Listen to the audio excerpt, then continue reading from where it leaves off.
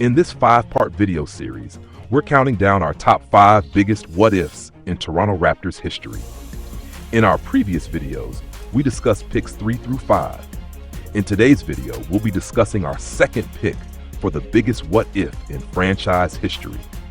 So without further ado, let's get into it.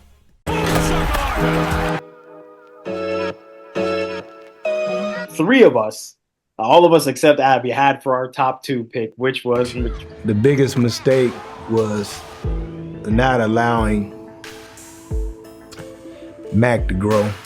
He needed a lot of support. Maybe we didn't give him as much support. He was young, immature perhaps. Tracy had a difficult time, and he would tell you this himself, wasn't ready, didn't understand about being professional. He was young. He was 18 years old. Tracy McGrady not staying, right? Because imagine now you take that 2001 Orlando Tracy McGrady, and you put him on the Raptors.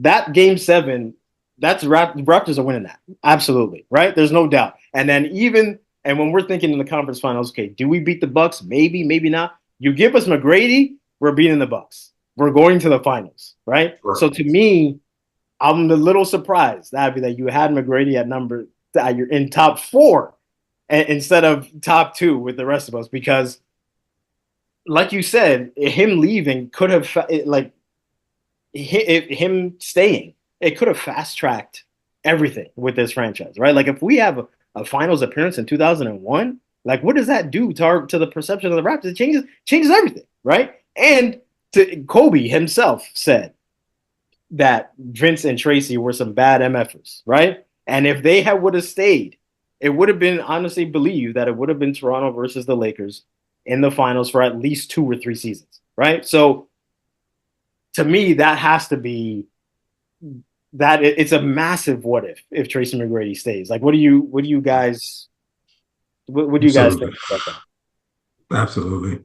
I think you're spot on. Everything you said, everything Abby said previously.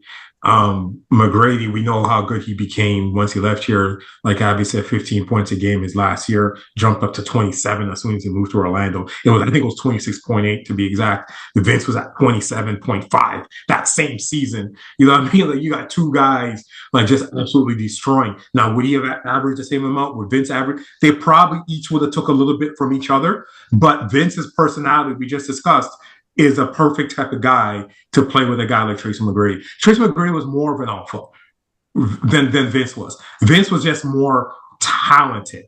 Like when he came in instant, like he was more talented. But Tracy had more of an alpha dog. I want to be the man. I want to do this. I want to do that. And I think over time, it would have worked itself out and it would have been fine. Like, it would have been. It's not McGrady playing with AI at that time or Kobe at that time, guys that want to be their own thing. They're playing with Vince, the superstar who doesn't want to be a superstar, right? And you're related on top of that. So I think that would have changed everything. We would have beat Philly for sure. Probably doesn't even go to 7. We definitely would have beat Milwaukee because Milwaukee took Philly to 7. And if we had McGrady, like it ain't going there. Like Milwaukee had Ray Allen, Sam Cassell, and Glenn Robinson.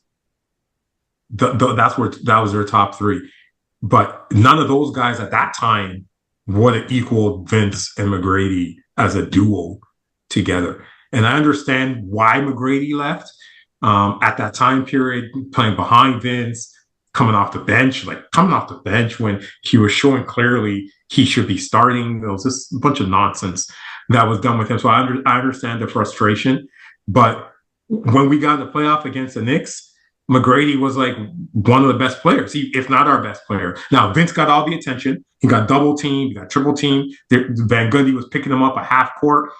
So it was easier for McGrady to do his thing because the spotlight wasn't on him. But he showed at that time, like, damn, right? And to Vince's point, if by that time it was too late, like it's already in his mind.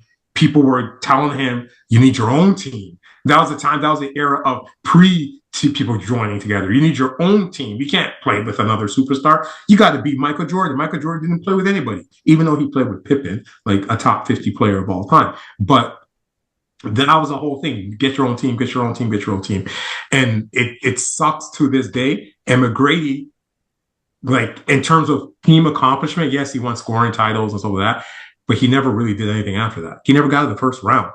Like, how is a guy that great never get out of the first round until he became a passenger on the San Antonio championship. He was just along for the ride. He wasn't a bus driver, he was a passenger, like Shaq and Charles like to say.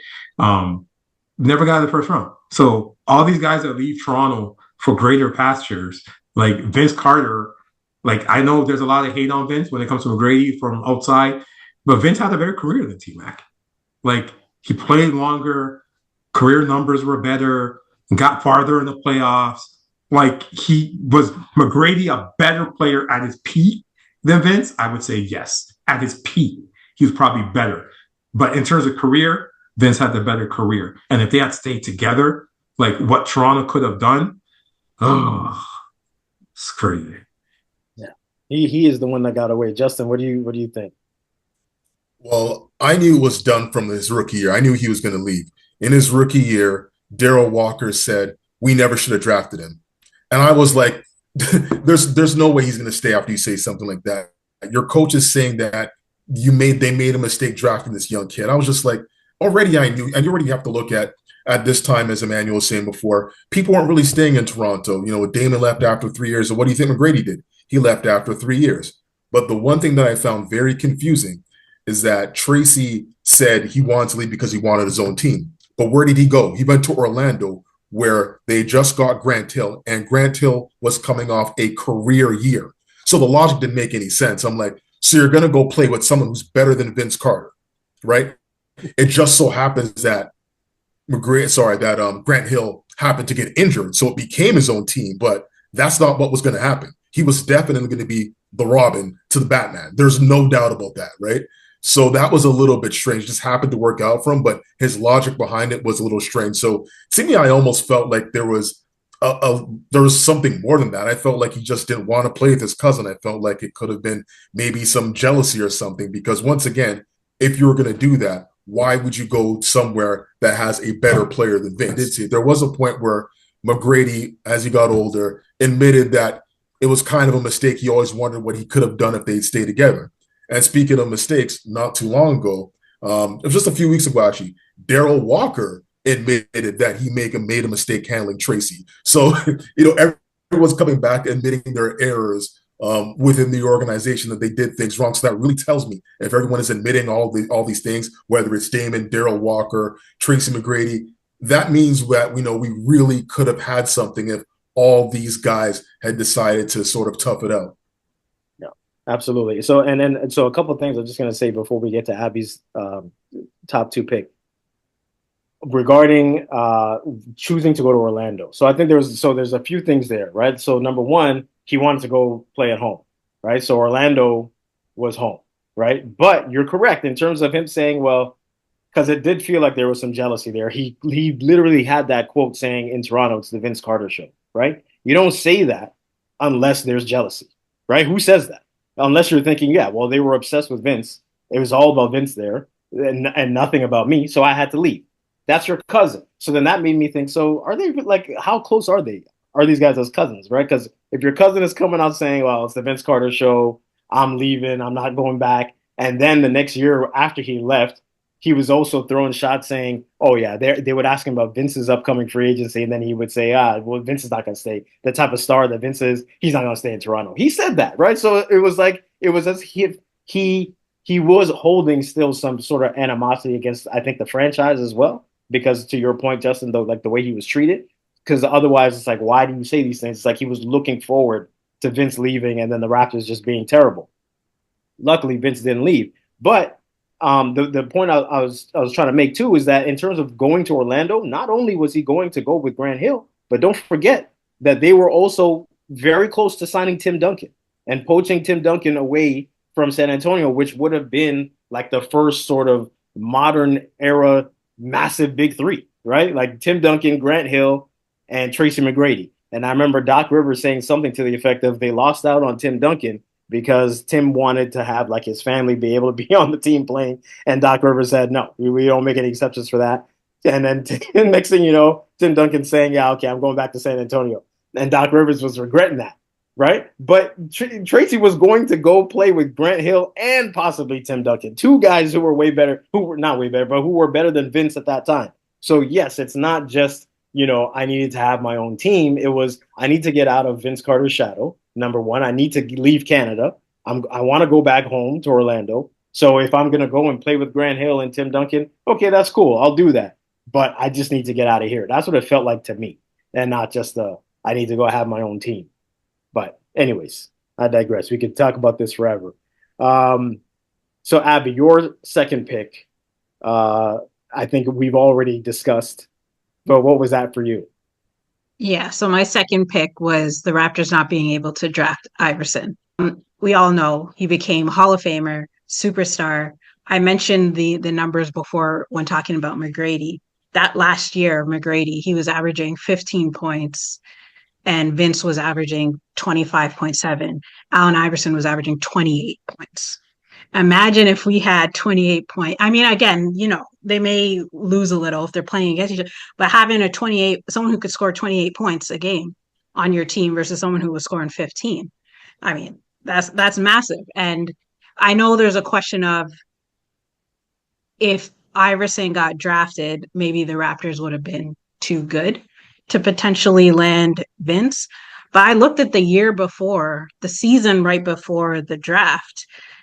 The Raptors finished last in the conference. Philly was second last. So even with Iverson, Philly still wasn't good. And I don't necessarily know who else was on Philly. But I have to assume the Raptors weren't good if they finished last. So add Iverson there. I don't know if we still had Stoudemire, but maybe the Raptors are still bad. And so maybe we're still able to get Vince Carter. And so imagine if you have Iverson and Vince, that is better than, in my opinion, that is better than Raptors McGrady. Like the 3 years we had of McGrady and Vince. Like Allen Iverson is obviously a better player at that time. He right out of the gate, he was averaging like 20 points a game. McGrady was not. No doubt. So to me, the Raptors not being able to draft Iverson was massive, mainly because if he was able to play with Vince, I mean, who knows, right? Maybe they are beating the Lakers. I don't know. Maybe they're beating the Lakers. They're definitely beating. I don't even know if they're facing Philly in the playoffs at that point. They're probably not even facing Philly. So yeah, that to me was a huge what if. And so yeah, that is why I picked that as my number 2. Yeah, so I do agree. The first 3 years of Allen Iverson was way better than the first 3 years of Tracy McGrady's career in Toronto, for sure.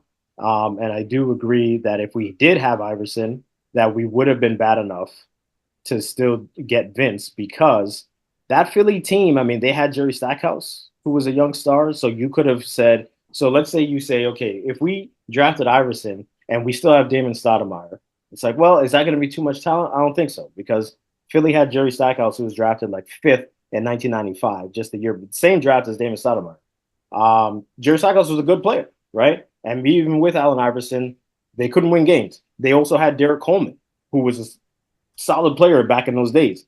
They couldn't win games. So I think that's a fair point. If we had Iverson, even if we kept Damon, I still think we're bad enough that we can be in a position to draft Vince. Now, do we still draft McGrady in 97? Like, we could have been in a position where we had Iverson, McGrady, and Vince, right? Because we drafted McGrady in 97.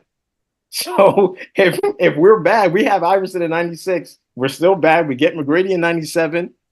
And could you imagine? Can you imagine we had a team of Allen Iverson, Tracy McGrady, and Vince Carter all playing together? Like, Thanks so much for watching. Stay tuned for our next video, where we discuss what we think is the #1 biggest what if in Toronto Raptors history.